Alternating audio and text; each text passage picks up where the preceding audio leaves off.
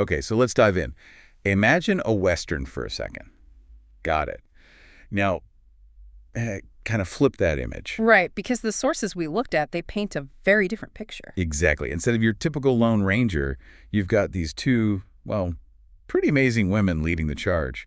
One's very refined, the other totally street smart. And they team up. That's the core of the 2006 film Bandidas, which is what we're digging into today based on those notes and articles. Yeah, the sources tag it as action, comedy, Western. Set in Mexico, late 19th century. And the stars, you mentioned them right away. Salma Hayek and Penelope Cruz. They're front and center. Hayek plays Sara Sandoval. She's the daughter of this wealthy landowner, educated in Europe, very privileged. And then Cruz is María Álvarez, who's, well, the complete opposite. A poor but really fiery peasant girl.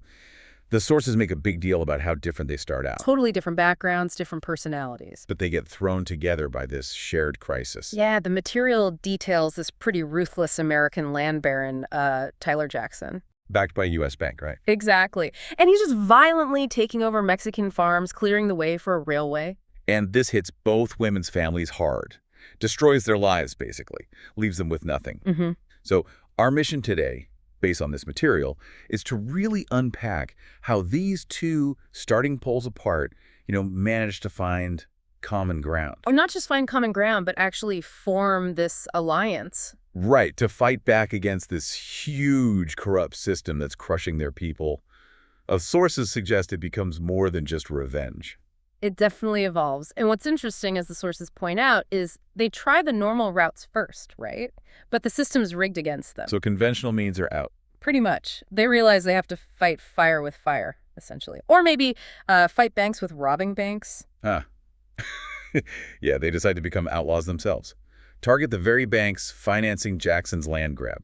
Which is where the comedy element, something the sources really highlight, comes into play. Because becoming bandits isn't exactly easy. Not at all. There's this whole training montage Section 1 article focus on, showing how hilariously inept they are at first. But their differences actually become strengths. Right, exactly. That's what the material suggests. Maria's got the grit, the horsemanship, the practical skills. And Sara brings the strategy, the planning, her knowledge of how the wealthy operate. And it's through all these awkward attempts at robbing and shooting and escaping that they start to bond. It's funny, but that's where the partnership solidifies. Makes sense. And their actions, robbing these specific banks, they start to get noticed. Oh, yeah. The sources talk about how they become these almost legendary figures for the Mexican people being pushed off their land. Like Robin Hoods, but maybe more stylish. Kind of. They're disrupting the money flow that's hurting everyone. So even if they started for personal reasons, it grows into something bigger.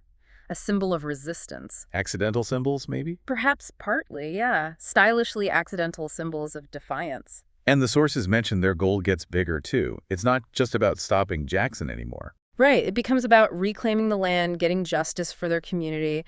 They even managed to get an American investigator kind of on their side eventually. So the sources really paint this picture of a film that blends genres. Mm-hmm. It's got the fun, the adventure, the witty back and forth. The horse chases, the action. But all set against this backdrop of some pretty serious stuff. Historical injustice, social inequality. And that's a key takeaway from the material we reviewed.